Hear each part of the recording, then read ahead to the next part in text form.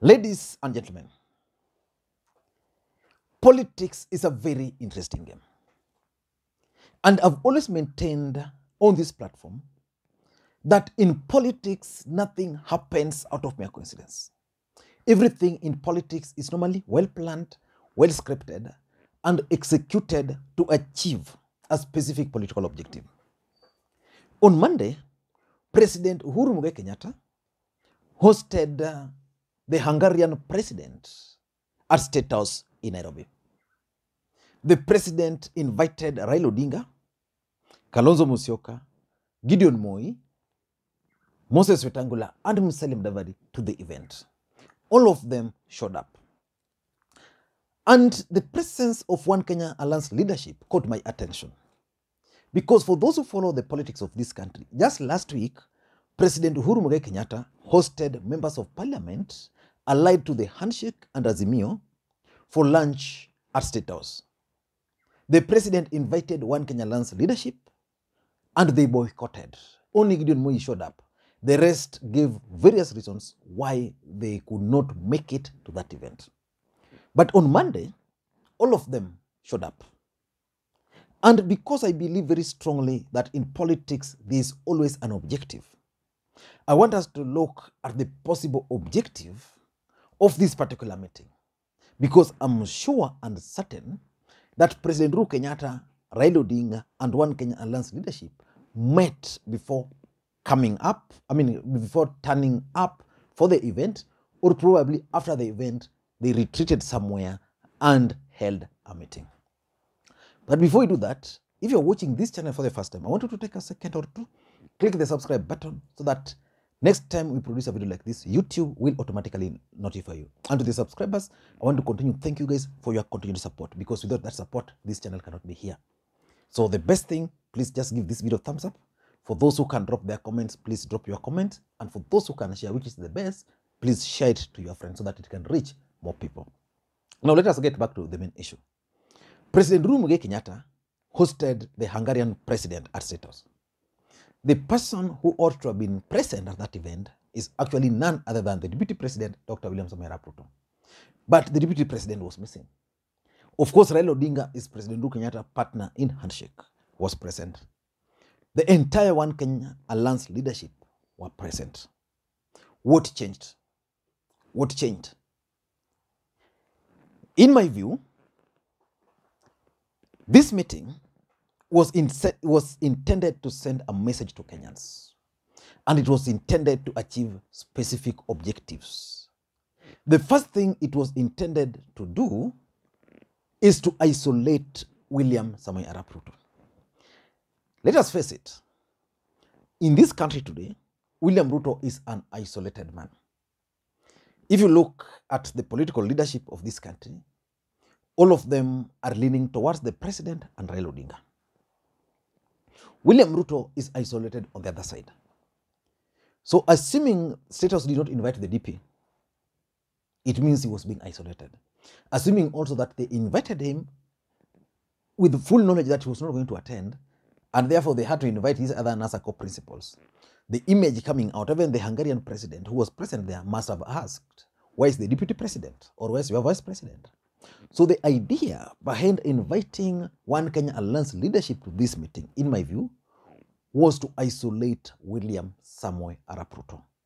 Ruto is an isolated man. He's a one-man solo. And that's why at some point he was struggling so much to win the support of Wetangula and the support of Musalia Mudavadi. I don't know how far that went, but the truth of the matter is that the objective of inviting One Kenya Alliance leadership and Raila Odinga to this event was to prove that the DP is isolated, that is a one-man army, that he doesn't want to associate, he doesn't want to work together with the rest of the country. And I'm sure Musalia Mudavadi, who intends to work with him, must have been told that, look here, we invited your man, but he's not coming. So how will you operate with him? Number two, I'm sure President Uhuru Kenyatta also appealed again to the former NASA co-principals to unite. Unity of purpose. The truth of the matter is that President Uhuru Kenyatta has made the decision to support Raila Odinga for the presidency in 2022. That's the truth, and we can't lie about it. The president once invited One Kenya Alliance leadership to Mombasa, where he told them that based on the intelligence report, the only person who can defeat Ruto is Raila Odinga. So let us unite together. But from that moment up to now, these guys have been pulling different direction.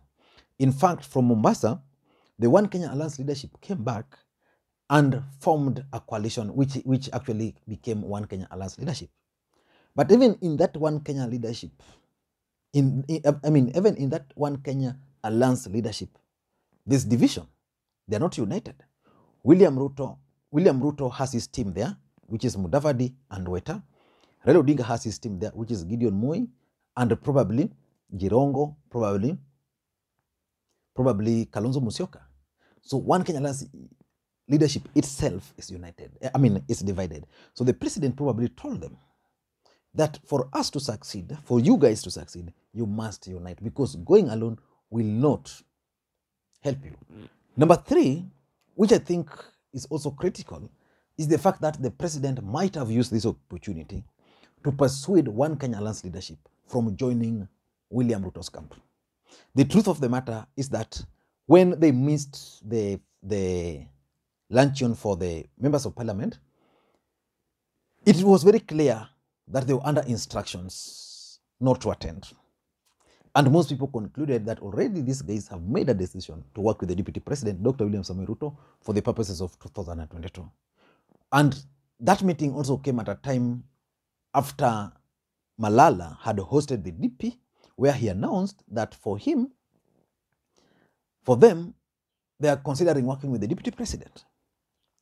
So the truth of the matter is that the president used the occasion to try to persuade One Kenya Alliance leadership not to work or not to join William Ruto's camp. Number 4, in my view, I think the president also sought for the feedback of the Mombasa meeting. When the president convened the Mombasa meeting, they could not agree. One Kenya Alliance leadership or the former NASA co-principal felt that Raila Odinga betrayed them, that they were going outside there to convince to listen to the ground and see whether they could go and contest on their own, identify one of them to run. So I think the president took them to task and asked them, where is the feedback? I need to know your plans for 2022. Are we going to work with Raila Odinga, or are you going to go alone? So that as we move, because the truth of the matter is that moving forward from in this January, President Uhuru Kenyatta is going to start joining Raila Odinga in his political campaigns. The president is going to start making it clear that Raila Odinga is the person he's supporting. So he's seeking for the feedback. Give me the feedback. I want to move ahead. Number 5, I think the president is not giving up on trying to reconcile Raila Odinga with One Kenya Alliance leadership. Reconciliation. I don't know, but the truth of the matter is that if you read the body language of One Kenya Alliance leadership, most of them are not really comfortable working with Raila. Then basically what I'm trying to say is that One Kenya Alliance leadership, they have a specific issue with Raila Odinga, but they can work with Raila Odinga. You look at Kalonzo body language, you look at Weta, but there's something, I don't know that thing, but I'm convinced that there's something which Raila Odinga did to these guys, and they're not happy about it. Whether it's betrayal, whether it's the political party's funds, or whether the broken promises that Raila Odinga was going to serve only one term, or was not going to run in 2022, I strongly believe that the president is trying to reconcile these guys. Because without reconciling them, it's going to make the work of the president very difficult, and they make the work of Raila Odinga very difficult. President Uhuru Kenyatta is keen on ensuring that Raila Odinga wins first round. And for Raila Odinga to win first round, there must be a perception. The game of perception on numbers. So Raila Odinga, supported by Kalonzo, Mudavadi, Weta, and President Uhuru Kenyatta, perceptionally, can win the presidency in first round. And that's what the president is trying to figure out. And lastly, I think the president must have also discussed with them about 2022 politics. How and why they should vote for Raila Odinga, why they should support Raila Odinga. Age is not on Raila's side, and therefore for them, they are still very happy. They're still very lucky that they have age on their side. I don't know what you think, but that's my take. And by the way, there's this issue of Jimmy Wanjigi. Jimmy Wanjigi, what's happening?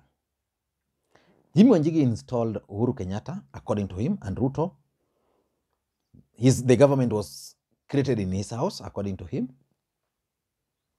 Jimmy Wanjigi played a key role in Raila Odinga's campaign in the last election. Jimmy Wanjigi's father is a former assistant minister in this country, highly respected individual. Was he a minister for lands? Maybe, I think. My question is, why is Uhuru Kenyatta or even Raila Odinga allowing Jimmy Wanjigi to undergo the kind of humiliation he's going through? We all understand that Jimmy Wanjigi has issues with George Kinoti. But why should the president allow him? Because if there's an issue with the land, then he can be summoned. Not causing that kind of siege for 8 good hours. I think the rule of law must be applied in this country. My take. I could be wrong. But we must start embracing the rule of law. Jimmy Wanjigi deserves respect. Until next time, this is Lima Queen.